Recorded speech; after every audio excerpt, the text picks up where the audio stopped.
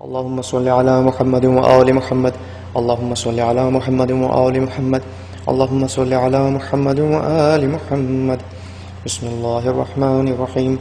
مشہور روایت ہے کہ عرب کے کسی شہر میں ایک سنارن رہتی تھی جس کا صرف ایک ہی لڑکا تھا۔ ایک روز جب سنارن کنویں پر پانی بھرنے گئی تو اس کا لڑکا بھی اس کے ساتھ ہو لیا۔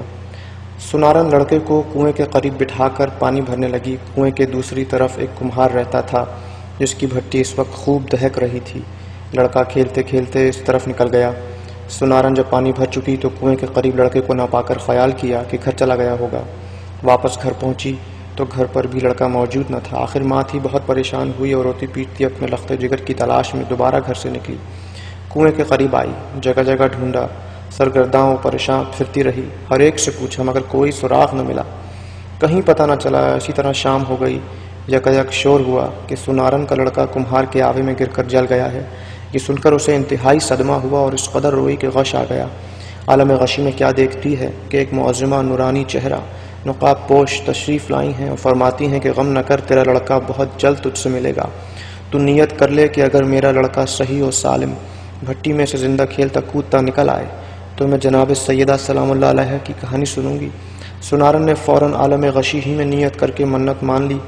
جب آنکھ کھولی تو واقعی سنارن نے دیکھا کہ لڑکا خدا کے فضل و کرم سے ہنستا کھیلتا زندہ سلامت چلا آ رہا ہے اور ایجاد جناب سیدہ سے اس کے جسم پر آگ نے کوئی اثر نہیں کیا، یہاں تک کہ لباس بدن بھی محفوظ رہا۔ اللہم صلی علی محمد وآل محمد۔ سنارن بچے کو لے کر خوشی خوشی بازار گئی، 2 پیسے کی شیرنی لی اور پڑوسیوں سے کہا کہ میری مراد پوری ہوئی، میرے گھر چل کر جناب سیدہ سلام اللہ علیہ کی کہانی سنا دو اگر کسی کو یاد ہو۔ 6-7 گھر پھری لیکن ہر ایک نے یہی کہا کہ نہ ہمیں کہانی یاد ہے اور نہ اتنی فرصت کہ ان فضول باتوں کی طرف توجہ دیں۔ سنارن سب سے مایوس ہو کر جنگل کی طرف چل دی۔ کچھ دور چل کر وہی نقاب پوش معظمہ نظر آئیں اور فرمایا کہ اے خاتون مت رو، چادر بچھا کر بیٹھ جا، میں کہانی کہتی ہوں تو سن۔ پھر آپ نے فرمایا شہر مدینہ میں ایک یہودی رہتا تھا، اس کی لڑکی کی شادی تھی۔ وہ یہودی جناب رسول خدا صلی اللہ علیہ وآلہ وسلم کی خدمت میں آیا اور کہنے لگا کہ میری لڑکی کی شادی ہے، آپ اجازت دیں تو میں شرف پاؤں کہ جناب سیدہ میرے گھر تشریف لے چلیں۔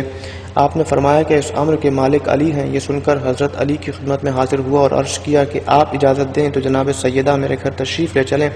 آپ نے فرمایا کہ اس امر کی مالک خود جناب سیدہ ہیں۔ اس کے بعد یہودی نے جناب سیدہ کے دروازے پر آواز دی کہ اے بنت رسول، میری لڑکی کی شادی ہے، اگر آپ تشریف لے چلیں تو میری عزت بڑھ جائے گی۔ آپ نے فرمایا کہ جناب امیر علیہ السلام سے اجازت لے لوں تو چلوں۔ یہودی نے کہا کہ میں جناب رسول خدا اور حضرت شیر خدا کی خدمت میں گیا تھا، سب نے آپ ہی کو مختار کیا ہے۔ جناب سیدہ یہ سن کر متفکر ہوئیں۔ اتنے میں جناب رسول خدا خود تشریف لے آئے اور جناب سیدہ نے فرمایا کہ بابا جان، یہودی کی یہاں سے آدمی آیا ہے، آپ کیا فرماتے ہیں، اس کے گھر جائیں یا نہ جائیں؟ آپ نے فرمایا بیٹی تم کو اختیار ہے۔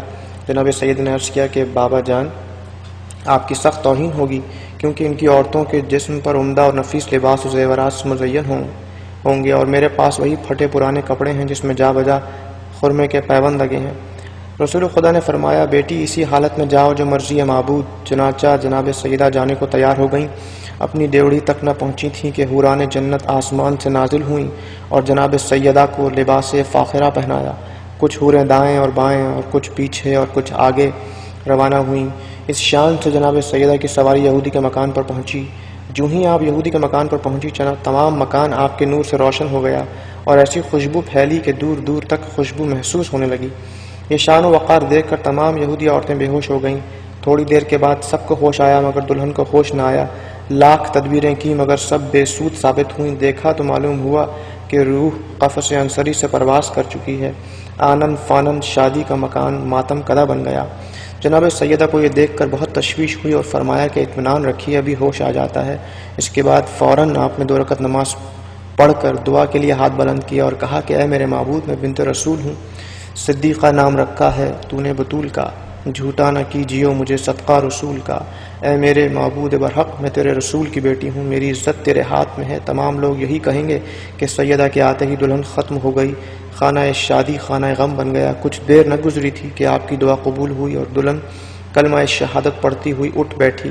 اللہم صلی علی محمد وآل محمد، کہنے لگی میں شہادت دیتی ہوں کہ خدا وحدہ لا شریک ہے، حضرت محمد مصطفیٰ رسول برحق ہیں اور آپ ان کی دختر ہیں۔ آپ مجھ کو مذہب اسلام کی تعلیم فرمائیں۔ اور اس طرح صدق دل سے وہ عورت مسلمان ہو گئی۔ جناب فاطمہ زہرا کا یہ اعجاز دیکھ کر 500 یہودی مرد اور عورت مسلمان ہو گئے، اور آپ کو سب نے نہایت عزت و حرمت کے ساتھ رخصت کیا۔ ایک عورت آپ کی کنیزی میں دی اور آپ اپنے دولت خانے پر واپس تشریف لے آئیں۔ تمام ماجرا جناب رسول خدا سے بیان کیا۔ رسالت میں آپ صلی اللہ علیہ وآلہ وسلم نے بھی خدا کا شکر ادا کیا۔ یہ کہانی سنارن سے کہہ کر جناب سیدہ روپوش ہو گئیں۔ سنارن جب اپنے گھر واپس آئی تو کیا دیکھتی ہے کہ جن جن لوگوں نے کہانی سننے اور سنانے سے انکار کیا تھا اور فضول سمجھا تھا، ان کے گھروں میں آگ لگ گئی تھی۔